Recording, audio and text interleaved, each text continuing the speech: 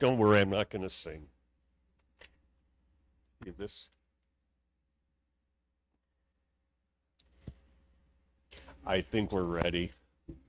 I just keep finding these fascinating human beings who lived in Winona and wonder how come we never hear about them. Are we ready? Okay, thank you all for being here this lovely Winona afternoon at the Winona Public Library. Hey, I'm Dr. Joseph Hughes, your host. I'm going to shut up for tonight. Yeah, it's Revival and Religion, Winona Public Library. I'm Joe. Let's go. Thank you all for being here today. I'm going to start out by, I don't know why that slide is blue, but it's called Aunt Catherine Shanty. The city of Winona has offered the world some very interesting human beings in the time. Oh, come on, you bleep head. There we go. And one of them is a woman by the name of Catherine Fruit Goddard Smith.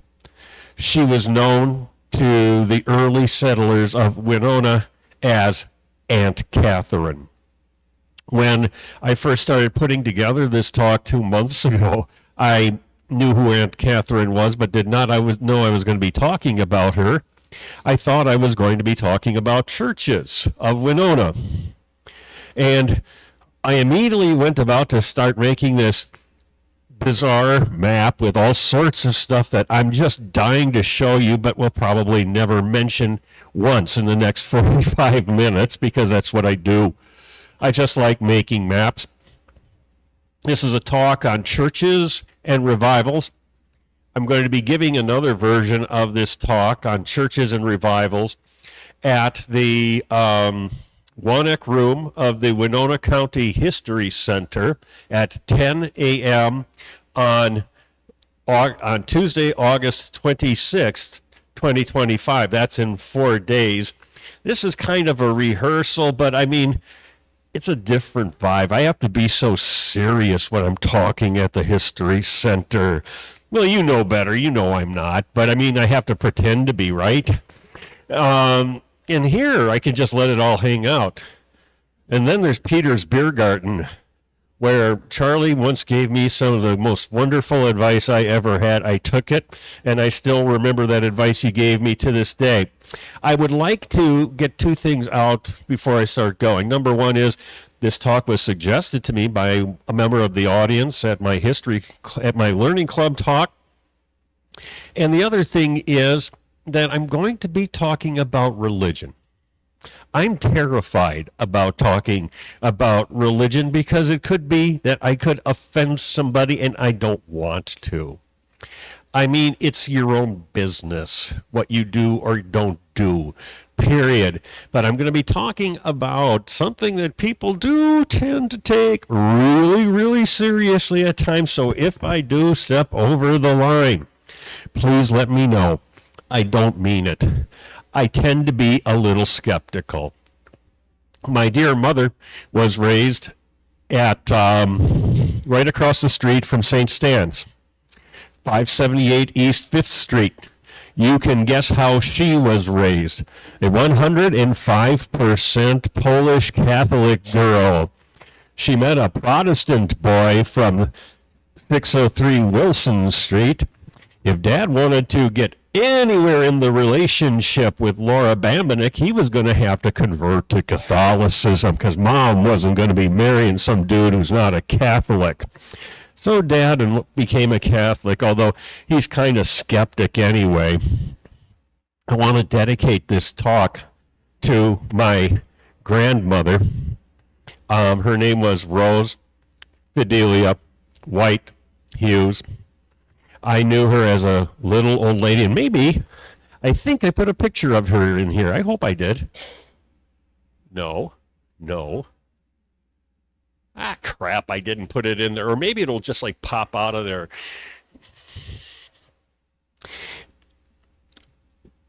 When my dad was a little boy, his mother was a spiritual seeker. My grandmother, Rose Hughes, was a spiritual seeker. She would attend various churches And somehow, one way or another, they were all found wanting.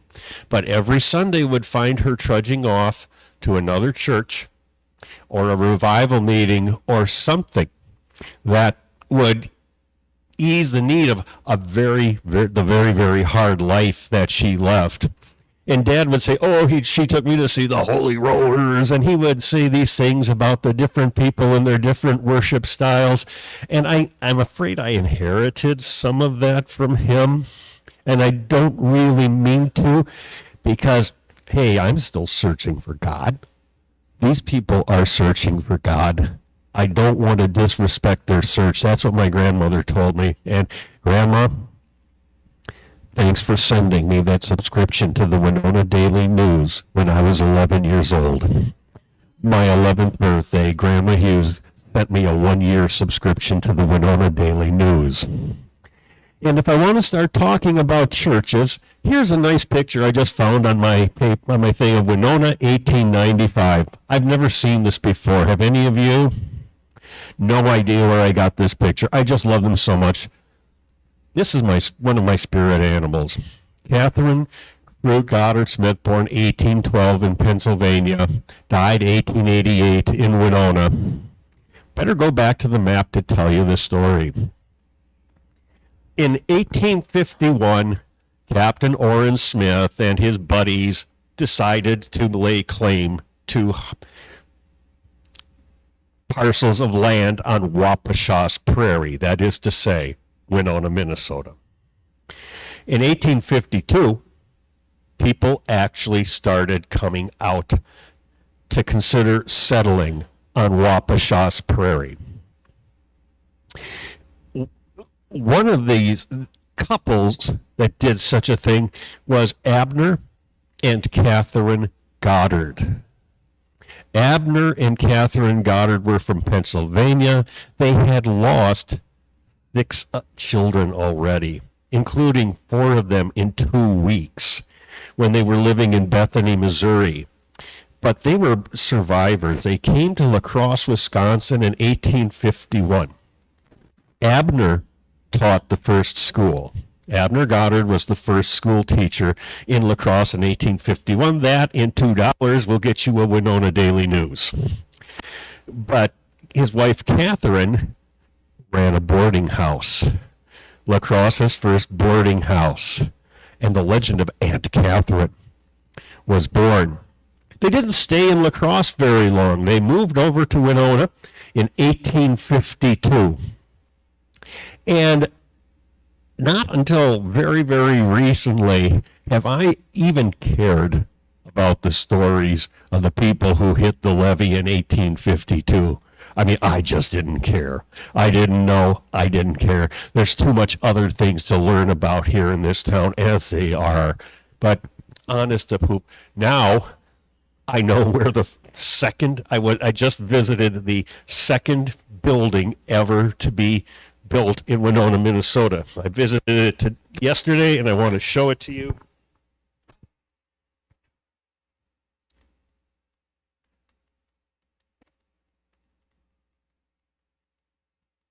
It's right here. In 1939, a plaque was affixed to the side of this building. This is the original claim of one Silas Stevens, who held claim number 2 in the city of Winona. He encouraged Abner and Catherine Goddard to come on up to this wonderful city on Waukesha's Prairie where you can really be somebody. And as a matter of fact, Abner Goddard was named the city's first postmaster. However, the story gets sad. At 4 a.m., on May 12, 1852, the Goddard family shows up in a 16-foot square shanty here where they're supposed to stay. They find it all full of people, and it's raining. What they did was tore down the shed here, and this one I'm really proud of.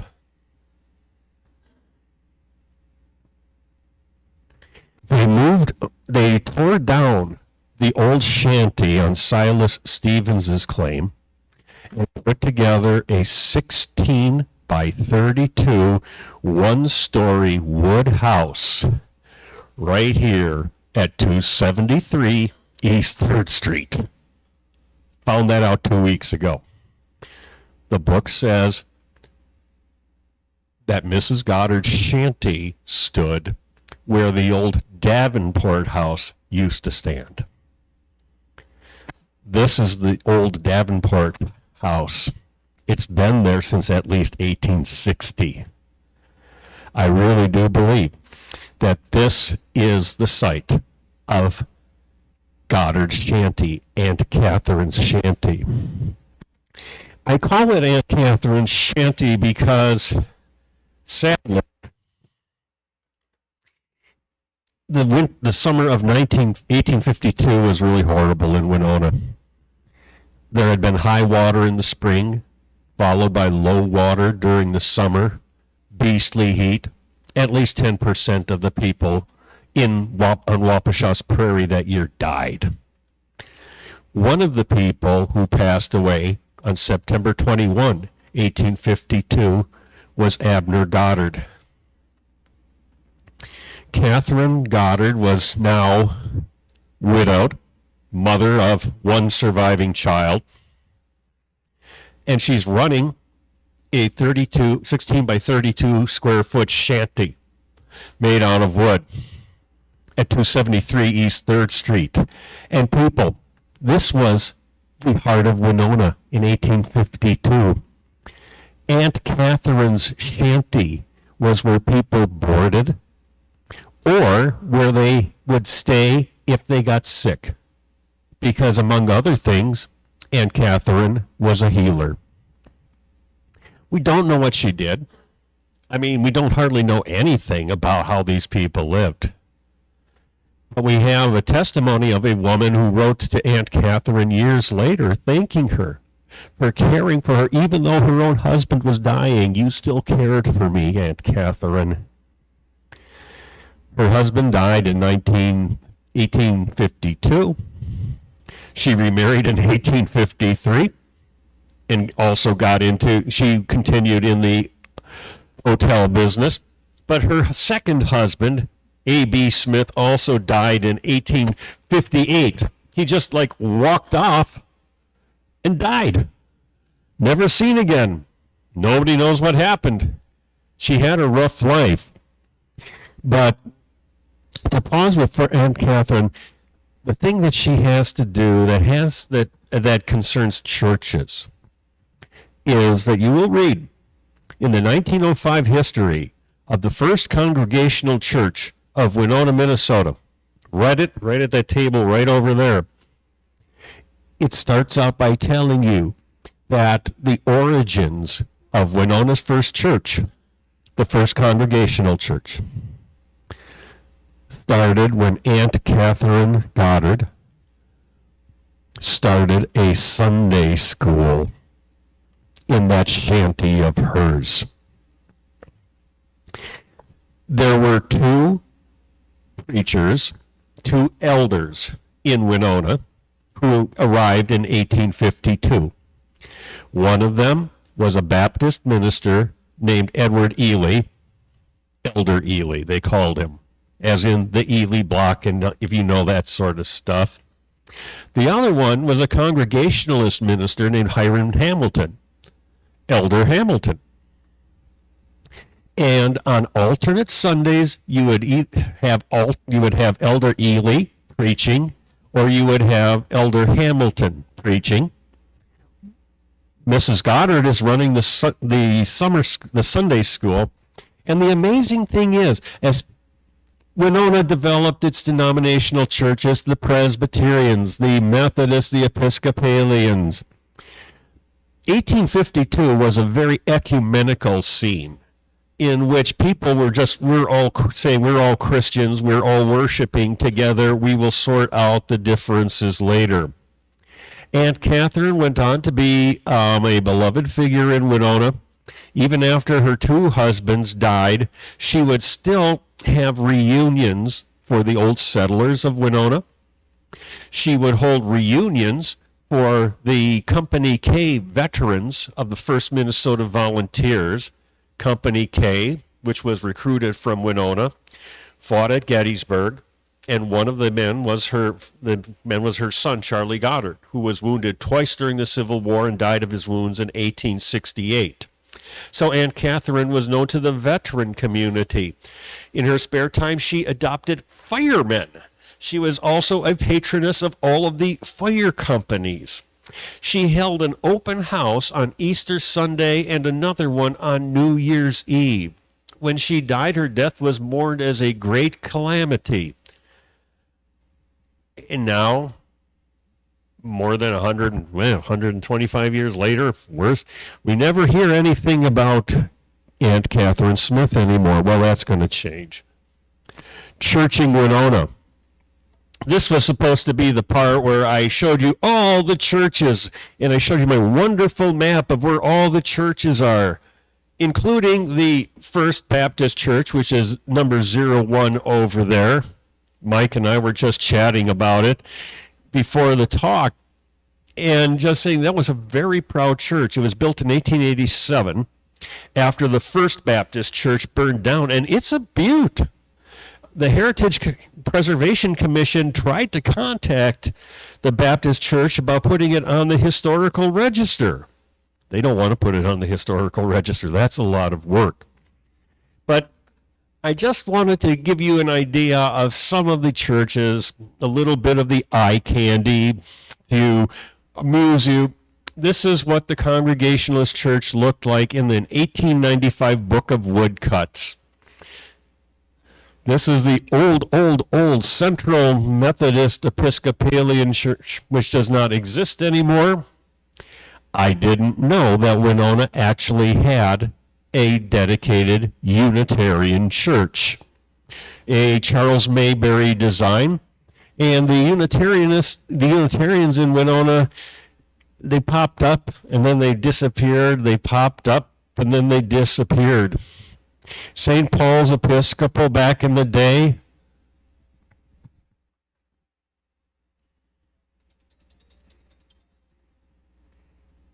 Hey, Mel. Hey, Mel. Oh, I'm giving a talk. I'm giving a talk. I'll talk to you later, okay?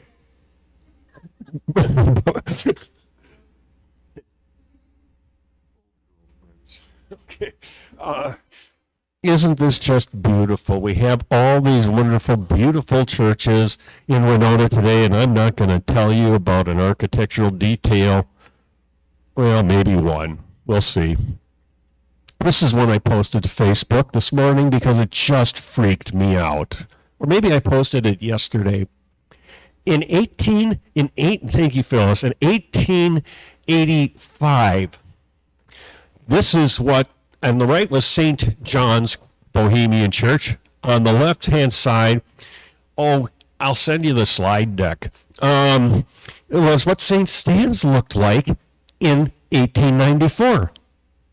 They were exactly the same size in 1894, except for the church at the right, the Bohemian Church, had a congregation of about, maybe like 500 or 600, 700, 800. The one on the left was trying to deal with a population of 3,000 souls. They couldn't build anything better because they couldn't afford anything better. And people would get really mad. Polish people started behaving, we behaved very, very badly while we were trying to get our act together, figuring out what we were going to do about St. Stan's Church. If there's a little time, maybe I'll tell you about it. If not, stop me some other time. I can talk about that till my hat falls off. Here's another beautiful map of Winona in 1867. It's time for the revivals.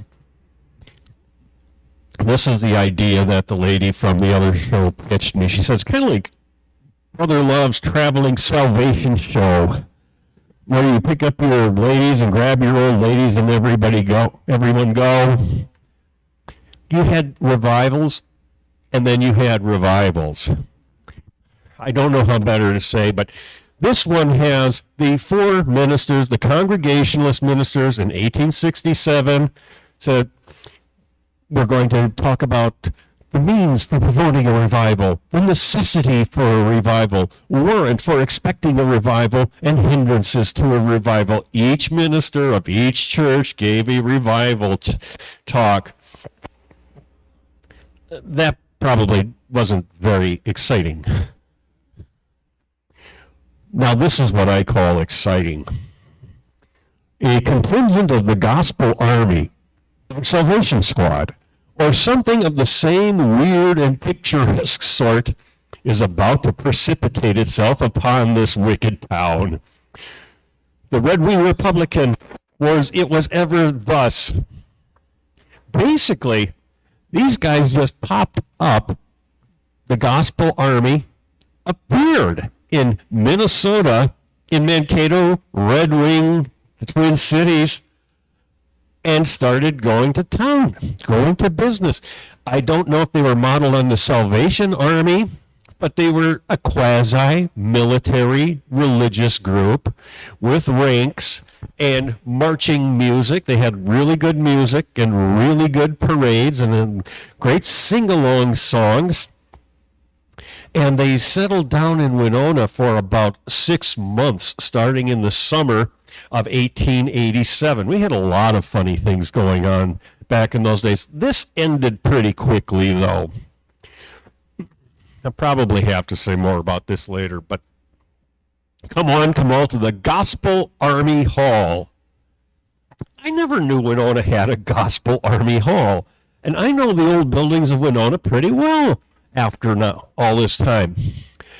It was just a basic, junky old grocery store building. You'll get this, though. It was located at the corner of 4th and Main, where Sapore di Sicilia is today. It's located on Main Square. In 1887, though, it was the Gospel Army Hall, where General Hamilton will tell us all about why Major Fishblatt is a bad person. And Captain Clark will be there to answer your questions, too, and lead a few songs. Wow. Major Fishblatt got promoted to Major General, dropped out of the Gospel Army, and ran for alderman in Minneapolis. Oh, okay. I mean, he wasn't really committed to the religious lifestyle. And again, the newspapers in all over Minnesota they just couldn't laugh hard enough at, this whole, in Red Wing, there were teenage boys pretending that they were the Gospel Army, walking around downtown and starting fights in the name of the Gospel Army.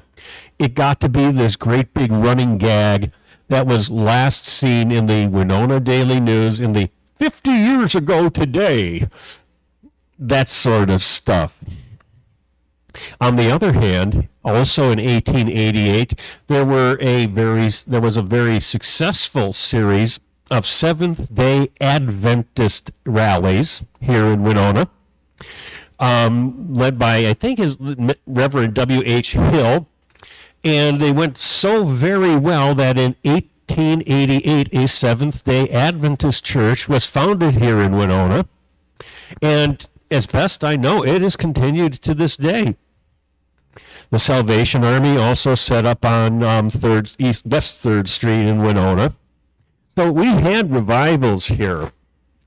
But also we had the big-time evangelist M.B. Williams.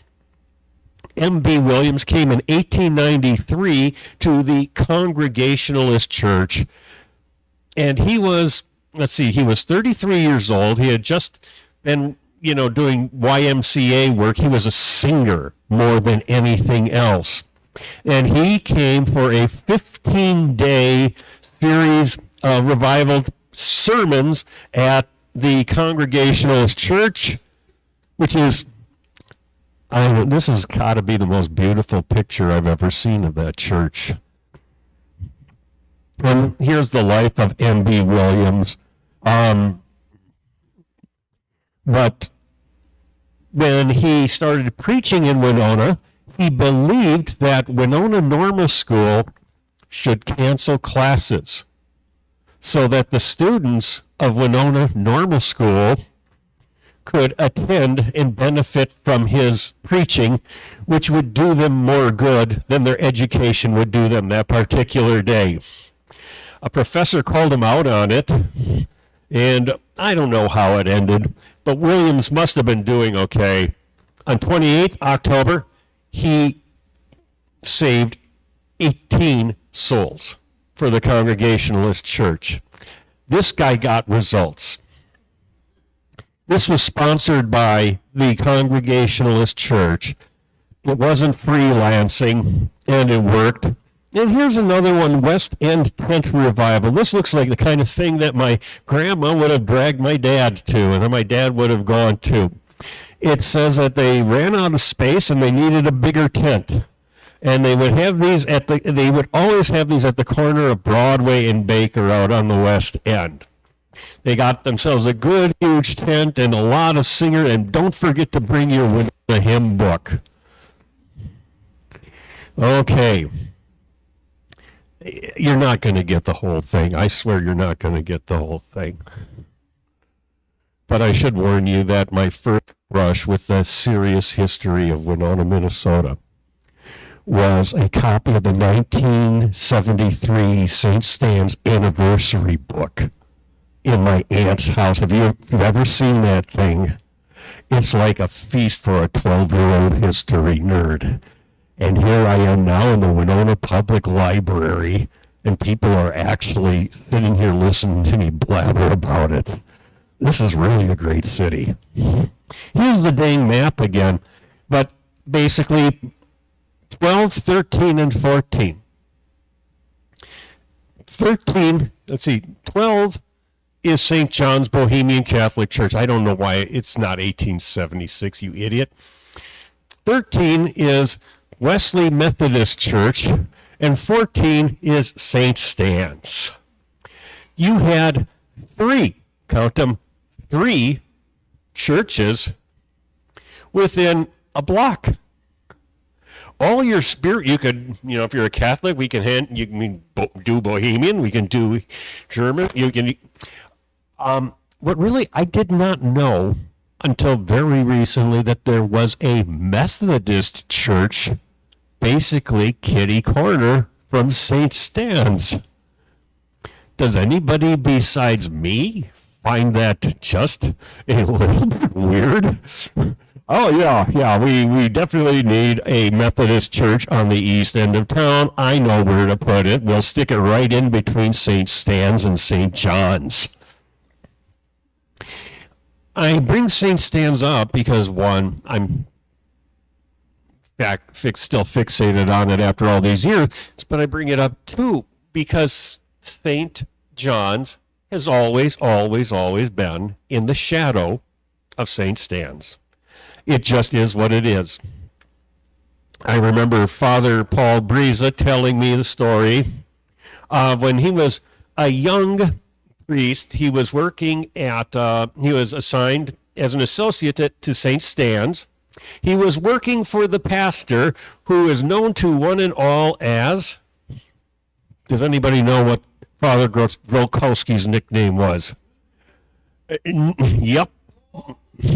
Or just plain Nietzsche. Nietzsche. And were you a fan?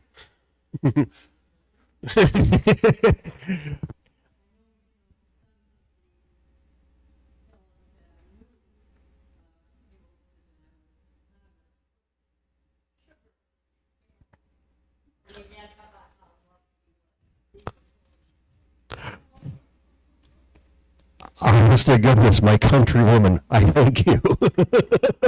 Phyllis Cunningham, folks. No, I believe you implicitly. I believe. Yeah,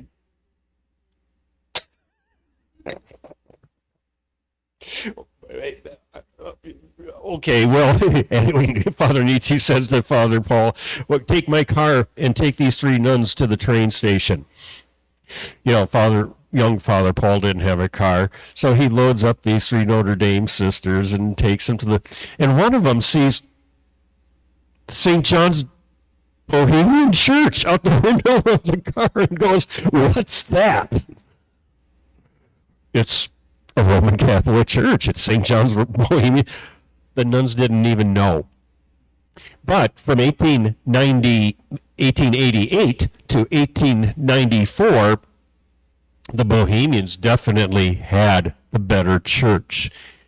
I just want to show you, tell you a little bit about the St. Stan's thing so you get an idea of how fun, mom, grandma, great-grandma, great-grandpa, great-grandpa, we Polish people are not always the most delightful people in the world to handle. I guess I might as well just admit it. But for the first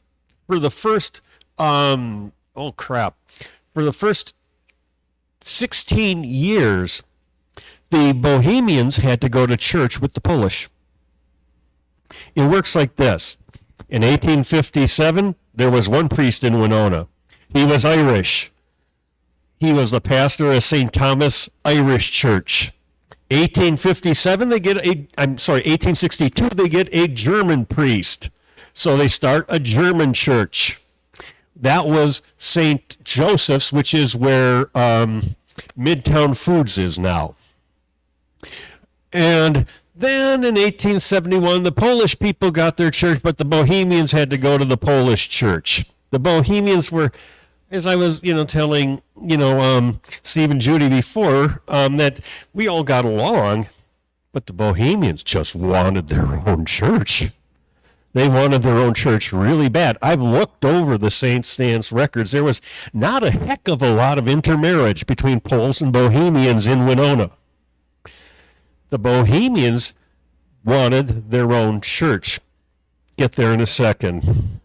And they fought hard for it too. Basically, St. Stan's had the problem of this tiny little church on the corner of 4th and Caramona. It was exactly... And they had to handle 3,000 people in that church. And it wasn't working. They had way more opinions than they had money. In 1893, they started to fight over it. And I think I've got a flare-up in summer 1893 that I can't even go into. But it did involve the entire Polish community marching very politely, singing hymns and praying over to Bishop Cotter's office to sing to him. 1894, it broke into out-and-out war. The pastor of the church was this dude by the name of Father Anthony Claviter, or as I call him, Pretty Boy. Not only was, I guess, he good looking, he was smart, worldly, charming, an actor, a singer, a man of ideas, a man ablaze with love for his priestly mission, and incredibly modest about it. Just look at him. I had to colorize that thing for hours. Basically, way to go. Here's Father Pretty Boy. He's going to solve the problem of the church. This priest just up and decides, I'm going to knock down the old church, because then we'll have to do something. And then he says, I'm going to take a trip to Chicago to find out what I want my new church to look like. Just look at him. This is on the left is over in Polish. I translated it from the Polish over on the right. Father Claviter went to Chicago to see some new French church there. I read this and I'm thinking, a French church in Chicago. Okay. Then I keep reading John Kowaleski and the Mayberry Jr. This isn't Charles Mayberry Sr., although I just love this picture. It's one of my better Photoshop jobs.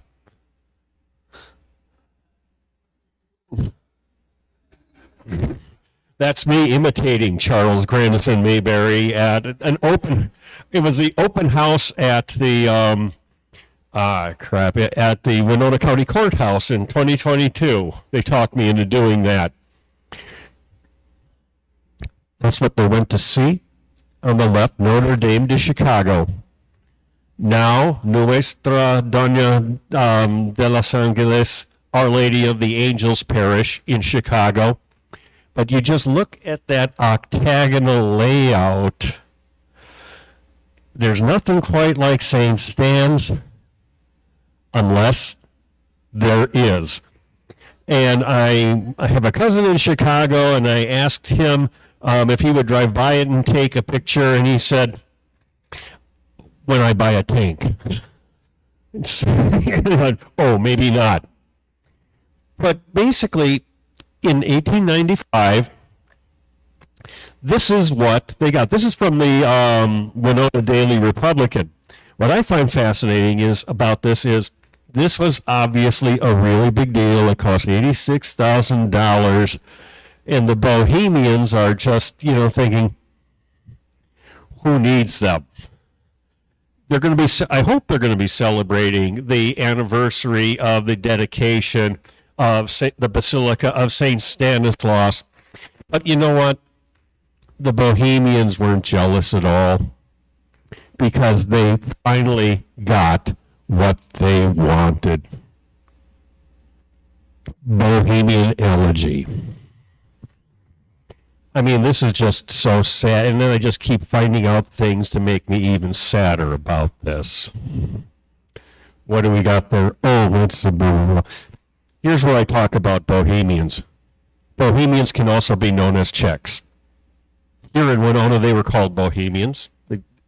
And where I grew up in Milwaukee, Wisconsin, I worked in a farm in Racine County, Wisconsin. They all identified as Czechs. Same people, same last name, same church, same everything. They just had a different brand.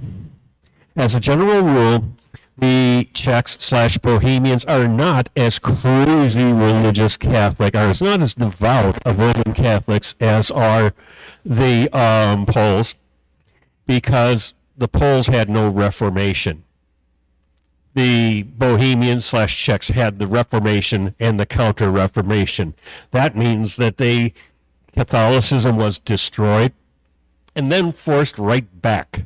It wasn't a happy meeting. But the craziest thing is, even though Bohemians usually had a lot of freethinkers among them, not the Winona Bohemians.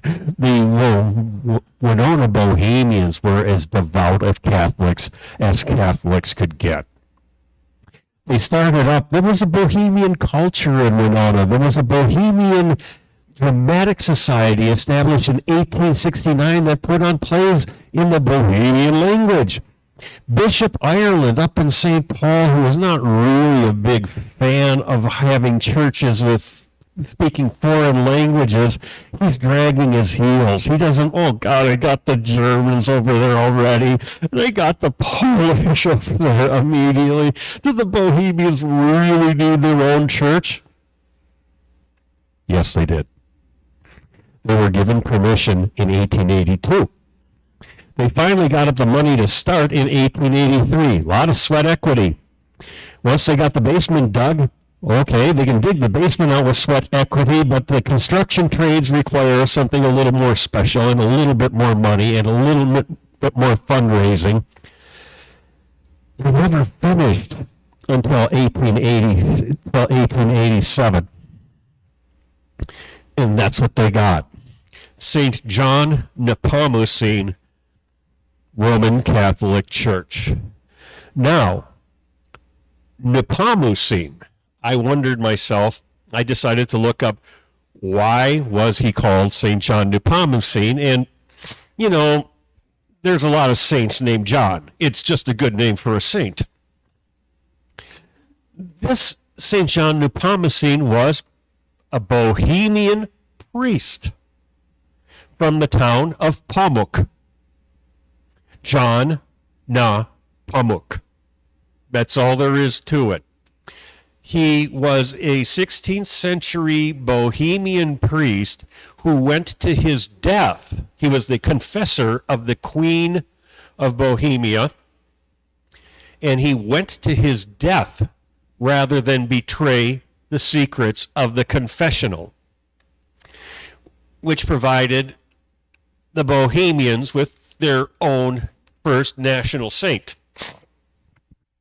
And at any rate, this is what they had back in 1888.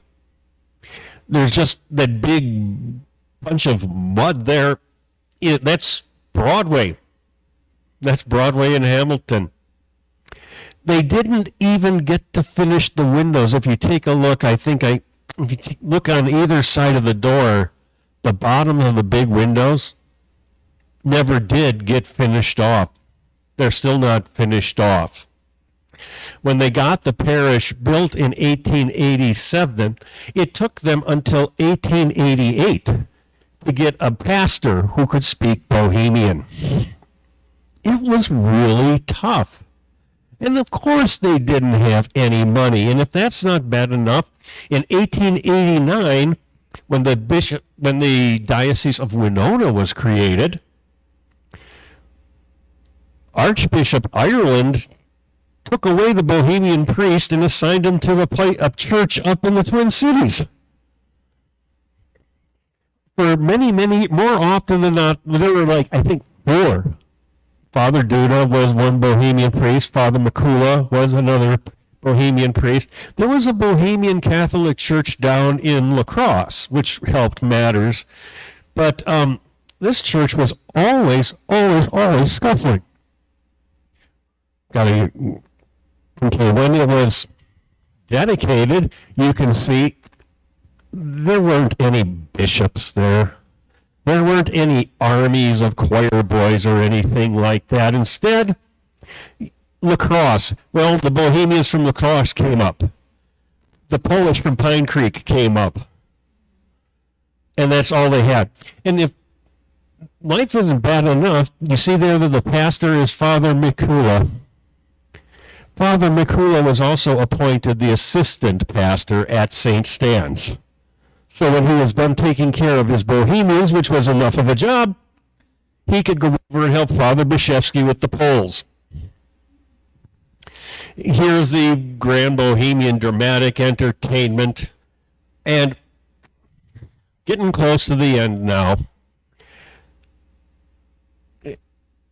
This document, I believe, is in this library. I wish we could turn out the lights or something like that to make it pop a little bit more, but I'll put these up online. What we have here is a 1907 petition written by members of Winona's Bohemian community to ask for Bohemian books in the Bohemian language. After all, the Germans have books in the German language and the Poles have Polish books in the Polish language.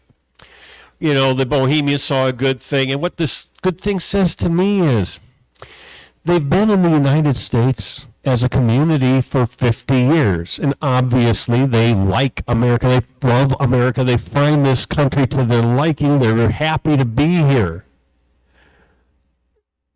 But at the end of the day, they are Bohemians too. And I get that, because I'm very happy to be an American, and I'm Polish. That's just how it goes.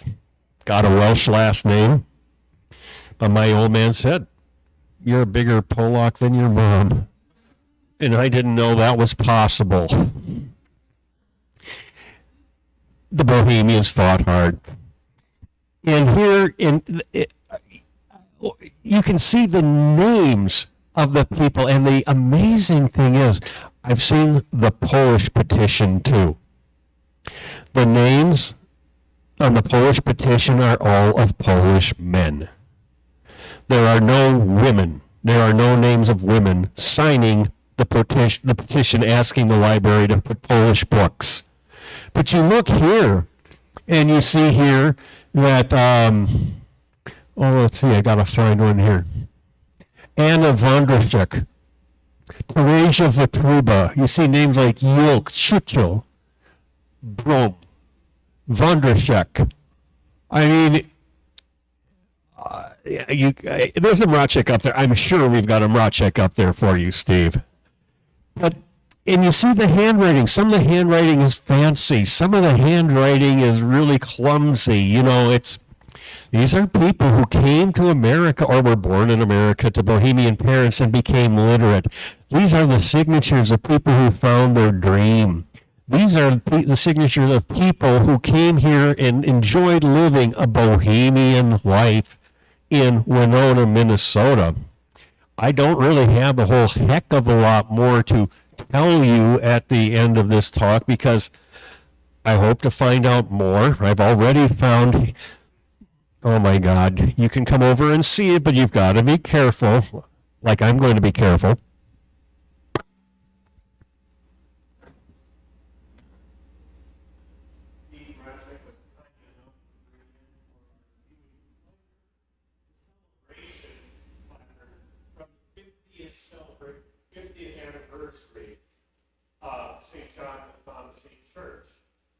And you take a look here, it's not made of crafted rosewood. The photography was not done with a Canon XL. What you see here is the hearts and souls that made this marriage a reality.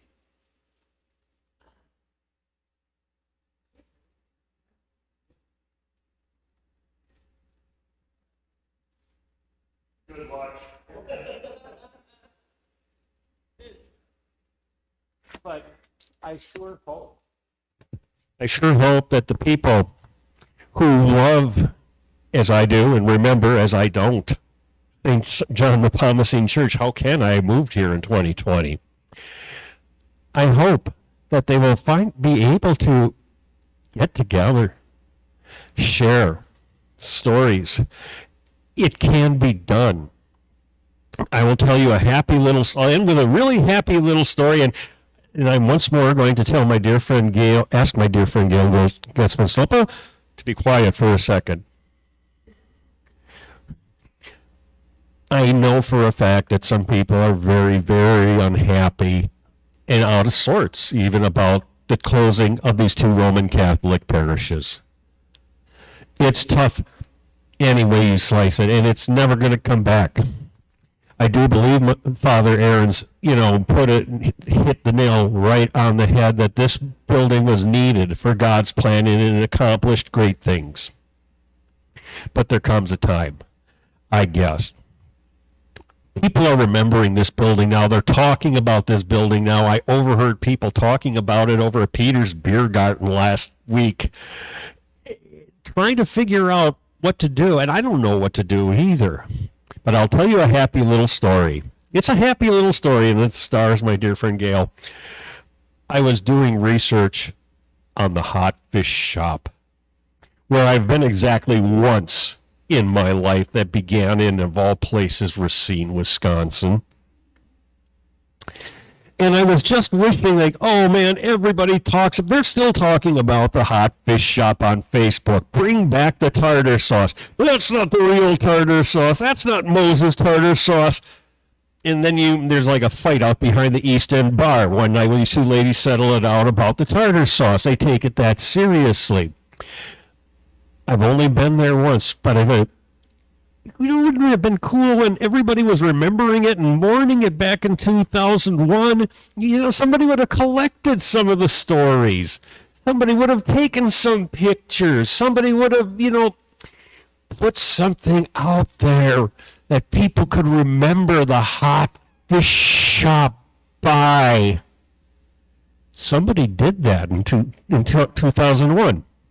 She's sitting right there. Her name is Gail Getzman-Stopa. She's got the book, and if you're interested, you can take a look, too. We need to remember this stuff, folks. If you have memories of the thing, you can do oral histories. You can get together and, I don't know what you can do, but please do something. Thank you for putting up with me today, and I would be delighted to take any questions you may have. Thank you.